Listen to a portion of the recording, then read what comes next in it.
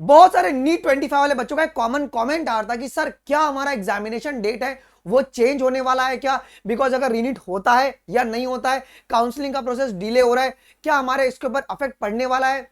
दूसरा उनका सवाल था कि सर सिलेबस को लेकर कि हम ओल्ड एनसीईआरटी पढ़े या न्यू एनसीईआरटी पढ़े। फिर था कि सर एज लिमिट आ रहा है या नहीं आ रहा है, अटेम्प्ट लिमिट आ रहा है या नहीं आ रहा है। ऐसे बहुत सारे डाउट जो है ना बच्चे कमेंट्स में कह रहे थे, पुराने वीडियोस के जब मैं कमेंट से गो थ्रू कर रहा था जी। आपके सारे नीट 25 वाले बच्चों के लिए जितने भी डाउट है ना वो सभी को इस वीडियो में मैंने कवर कर दिया। इसके बाद एक भी डाउट मत रखो और तुम अपने पढ़ाई पर फोकस करो यार, क्योंकि अगर तुम कंफ्यूज और डर जाओगे ना तो फिर तुम्हारा नीट 25 ना बिगड़ सकता है यार। ठीक है, तो सबसे पहले क्वेश्चन की ओर हम लोग आते हैं। क्या सर नीट 25 का डेट बदलने वाला है क्या? देखो, तो बहुत सारे बच्चों को रेफरेंस दे रहा है 2016 का यार। अगर मैं तुमको 16 के रेफरेंस के हिसाब से बताऊं तो 2016 में आपका नीट 2 बार कंडक्ट कराया गया था। फेज 1 का जो एग्जामिनेशन था वो आपका 1 मई 2016 को कंडक्ट करवाया गया था, और फेज 2 का जो एग्जामिनेशन था वो 24 जुलाई 2016 को कंडक्ट कराया गया था जी।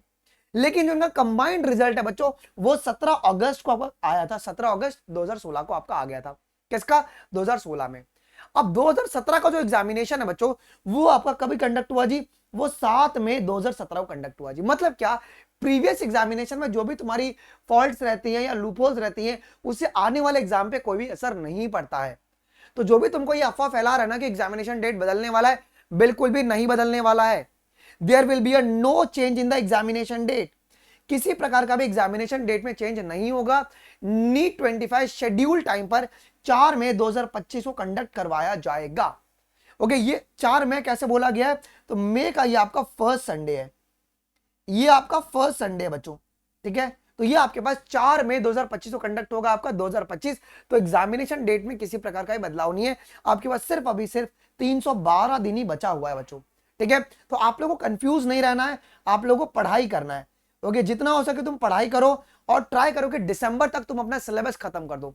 रिलीट होता है या नहीं होता है वो सुप्रीम कोर्ट के जजमेंट के ऊपर डिपेंड करता है। अगर होता भी है तो उसका काउंसलिंग अलग तरीके से चलने वाला है, इससे कोई भी फर्क नीट 25 वाले बच्चों के ऊपर नहीं आने वाला है। ठीक है, दूसरी बात सिलेबस को लेकर है। बहुत सारे बच्चे यहां पर भी कंफ्यूज है, सर हम क्या करें, ओल्ड एनसीईआरटी पढ़े या न्यू एनसीईआरटी पढ़े? सारे टीचर कह रहे हैं कि न्यू एनसीईआरटी पढ़ो। बच्चों देखो, न्यू एनसीईआरटी पढ़ना is a mandatory. Okay, but new NCERT में ना, न्यू एनसीईआरटी में न्यू एनसीईआरटी में बहुत सारा टॉपिक नहीं है जी। Many topics are not there. बहुत सारे टॉपिक्स है ना दिए ही नहीं है। उसके लिए हम क्या करें? अब देखो, ये जो सिलेबस है ना ये आपका 2024 का सिलेबस है। तो हम लोग कभी भी अगले ईयर का अगर प्रिपरेशन कराते हैं तो हम लोग प्रीवियस ईयर के सिलेबस के रेफरेंस में कराते हैं जी। नीट 2025 का सिलेबस ऑफिशियल अभी तक रिलीज नहीं किया गया है, ना ही वो एनएमसी के द्वारा, ना ही वो आपका एनटीए के द्वारा। ठीक है, तो अभी भी हम लोग जो है 2024 के सिलेबस को मान के चल रहे हैं जी।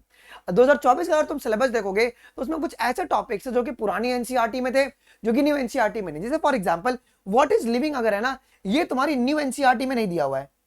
ओके, ये तुम्हारा ओल्ड एनसीईआरटी में दिया हुआ है जी। तो इसके लिए आपको ओल्ड एनसीईआरटी पढ़नी पड़ेगी। ठीक है, तो आपके पास ये देख लिया। फिर अगर आप देखेंगे यूनिट नंबर 2 में आपका मॉडिफिकेशन पूरा न्यू एनसीईआरटी में उड़ा दिया गया है, लेकिन मॉडिफिकेशन हमारी ओल्ड एनसीईआरटी में दी गई है जी, जिसको हमें पढ़ना है जी। फिर अगर आप देखेंगे तो यहाँ पे जो फ्रॉग है, फ्रॉग हमारी न्यू एनसीईआरटी में दिया हुआ है, ओल्ड एनसीईआरटी में नहीं दिया हुआ है जी। तो फ्रॉग के लिए न्यू एनसीईआरटी पढ़नी पड़ेगी। और जो कॉकरोच है वो हमारे न्यू एनसीईआरटी में नहीं दिया हुआ है, ओल्ड एनसीईआरटी में दिया हुआ है जी। तो मैं आपको यही बात बोलूंगा, कि ओल्ड एनसीईआरटी और न्यू एनसीईआरटी आप लोग दोनों रखिए। ओके, तुमको दोनों रखना है। ठीक है, क्योंकि कुछ टॉपिक जो है ना वो न्यू एनसीईआरटी में नहीं दिया हुआ है जो कि ओल्ड एनसीईआरटी में दिया हुआ है, और कुछ टॉपिक जो ओल्ड एनसीईआरटी में दिया हुआ है वो न्यू एनसीईआरटी में नहीं दिया हुआ है। बेस्ट एग्जांपल अगर हम लोग एक और एक बात करेंगे यहाँ पे टिश्यूज के बारे में, अगर हम बात करते हैं तो टिश्यूज के ऊपर इपिथेलियल हो गया, जंक्शन हो गया, रीनीट में भी तुम्हारे सवाल आए थे, और आपके नीट 2024 में भी सवाल आए थे, वो न्यू एनसीईआरटी में नहीं दिया हुआ है। उसके लिए हमें ओल्ड एनसीईआरटी रिफर करना ही पड़ेगा जी। तो मैं आप लोग को यही बोलूंगा, आप लोग ओल्ड एनसीईआरटी और न्यू एनसीईआरटी आप लोग ये दोनों ले लीजिएगा जी। फिर यूनिट 3 में कोई भी बदलाव नहीं है, उसके लिए आप लोग न्यू एनसीईआरटी बेझिझक फॉलो कर सकते हो। यूनिट 4 में भी तुम लोग न्यू एनसीईआरटी बेझिझक फॉलो करो। अब न्यू एनसीईआरटी क्यों फॉलो करना है? प्लांट फिजियोलॉजी के लिए, बिकॉज वहां पर ईटीएस में ना थोड़ा सा न्यू एनसीईआरटी में बदलाव है। ओल्ड एनसीईआरटी में ये बोला गया जब ईटीएस में कि एक एटीपी बनाने के लिए 2 हाइड्रोजन लगता है, बट न्यू एनसीईआरटी में बोला गया कि एक एटीपी बनाने के लिए ना हमें 4 हाइड्रोजन लगता है जी, जो कि कॉन्सेप्चुअली आपका करेक्ट है जी। ठीक है, तो इसके लिए आपको न्यू एनसीईआरटी पढ़नी पड़ेगी जी। ठीक है, फिर अगर तुम देखोगे तो ह्यूमन फिजियोलॉजी में भी तुमको न्यू एनसीईआरटी पढ़नी पड़ेगी, बिकॉज क्या, यहां पर जो आपका एक्सक्रीशन वाला जो चैप्टर है, ठीक है। यहाँ पे जो तुम्हारा रीएब्जॉर्प्शन है वहां पे पीसीटी में तुम्हारे पास कुछ डेटा को बदला गया है जी, जिसके लिए आपको न्यू एनसीईआरटी को पढ़ना पड़ेगा जी।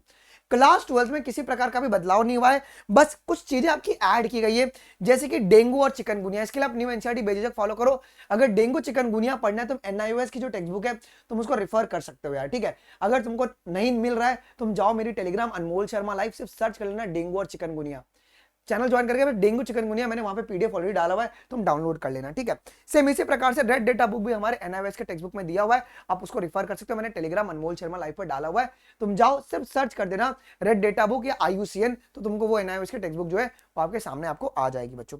क्लियर है जी। अब कुछ डाउट्स है बच्चों को इसके रिगार्डिंग जी, सर क्या किसी प्रकार का अटेम्प्ट लिमिट लग रहा है क्या? देखो आज ऑफ नाउ किसी प्रकार का अटेम्प्ट लिमिट नहीं है, मतलब नीट 25 में तुम लोग अनलिमिटेड बैठ सकते हो, बिकॉज ये सुप्रीम कोर्ट का ही जजमेंट है आपका। दूसरा क्या सर किसी प्रकार का अपर एज लिमिट है क्या? तो किसी प्रकार का भी अपर एज लिमिट नहीं, बट लोअर एज लिमिट है, आपको कम से कम 17 साल का होना पड़ेगा, बट अपर एज लिमिट नहीं है। ये दोनों जो ऑर्डर है ना ये सुप्रीम कोर्ट ने ही पास किया है बच्चों, तो इसको अपन चेंज नहीं कर सकते हैं। तो जो भी आपका कंफ्यूजन था, आई होप कि तुम्हारा कंफ्यूजन क्लियर हो गया रहेगा। 4 मई 2025 को तुम्हारा एग्जामिनेशन होगा, बी प्रिपेयर्ड। 312 दिन तुम्हारे पास बचे हुए हैं जी। अगर तुमको ठीक तरीके से पढ़ना है तो एक अच्छे गाइडेंस में आके पढ़ो। अगर आपने देखा होगा तो मेरे पढ़ाने का तरीका बहुत अलग है, मैं पहले देसी भाषा में कॉन्सेप्ट क्लियर करवा के नोट्स बनवा देता हूँ, फिर मैं खुद ही एनसीईआरटी की रीडिंग करवाता हूँ, क्योंकि मुझे पता है कि तुम एनसीईआरटी रीडिंग के नाम पे तुम हाईलाइटर लेके सिर्फ रंगते हो, तुम्हें पता नहीं होता कि वो कहना क्या चाह रही है। तो एनसीईआरटी रीडिंग विद एक्सप्लेनेशन में करवाता हूँ, और हर एक पैराग्राफ से कितने पॉसिबल एमसीक्यूज बन सकते हैं वो हम लोग लाइव क्लास में ही कर लेते हैं। अगर तुम ऐसे करते हुए चलोगे ना तो बायोलॉजी का बिल्कुल भी बर्डन तुम्हारे ऊपर नहीं रहेगा। अगर तुमको मेरे से पढ़ना है बायोलॉजी, कंप्लीट बायोलॉजी, आप हमारा अनअकैडमी प्लस को ज्वाइन कर सकते हैं। अनअकैडमी प्लस सिर्फ और सिर्फ बच्चों आपको कितने में पड़ रहा है जी? 5499 में पड़ रहा है जी। बहुत जल्दी प्राइस हाइक होने वाला है, इसका रेट आपका 8000 हो जाएगा। आप लोग आज ही अनअकैडमी प्लस ज्वाइन कर सकते हैं by using code biology live. Okay अगर आप ये कोड लगाते हो, कोड लगाने के बाद सब्सक्रिप्शन के बाद आप मुझे शेयर करेंगे अनमोल शर्मा 12385@gmail.com पर, मेरे मेल आईडी पर, कि मैं आपको मेरे मेंटरशिप ग्रुप में ऐड कर दूंगा, जहां पे आपकी जूम कॉल मीटिंग्स, आपके पास प्रॉपर गाइडेंस, वाइवा, हर सेशन में आपका वाइवा मैं खुद कंडक्ट कराता हूं, सो दैट कि मैं ये चेक कर पाऊं कि तुमको कितना टॉपिक्स याद हुआ है जी। उसी के साथ अगर तुम देखोगे, अगर जो भी बच्चे नीट 24 की तैयारी करें, अगर लग रहा है रीनीट होने वाला है, और आपको अगर अनअकैडमी प्लस लेते हैं आप, अगर आपको गवर्नमेंट सीट अगर अलॉट हो जाती है तो आपको 100% आपका पैसा रिफंड करवा दिया जाएगा। ओके या तो फिर आप नीट 25 का अपना प्रिपरेशन कंटिन्यू रख सकते हो बच्चों, ठीक है। आपको यहाँ पे बच्चों फिनिक्स 3.0 में complete physics chemistry biology cover करवाया जाएगा। ये जस्ट लाइक योर आपके अमेजॉन प्राइम के सब्सक्रिप्शन की तरह है जी। एक बार ही लिया तो सभी का आपको एक्सेस मिल जाएगा। जैसे आपने एक बार प्लस ले लिया, आपको सारे टीचर का एक्सेस मिल जाएगा, आप किसी भी बैच के टीचर से आप पढ़ सकते हो बच्चों जी। अगर रीनीट होता है तो रिवाइज इंडिया करके एक सीरीज हमने शुरू किया बच्चों, जहां पे हर संडे, वेडनेसडे और फ्राइडे को मात्र 1 रुपए में 30 टेस्ट आपके लिए कंडक्ट करवाई गई है। आप लोग ये भी दे सकते हैं बच्चों, ठीक है। अगर आप अनअकैडमी के ऑफलाइन सेंटर से पढ़ना चाहते हैं, आप वहां पर भी जाके बच्चों पढ़ सकते हैं। 1 जुलाई से वहां पे नई बैचेज भी शुरू हो रही है। आई होप कि वीडियो आप लोगों के लिए इन्फॉर्मेटिव लगा होगा। कुछ भी डाउट होगा do let us in the comment section. मिलते हैं अगले वीडियोस में, अभी के लिए बस इतना ही। थैंक यू, जय हिंद, बाय बाय।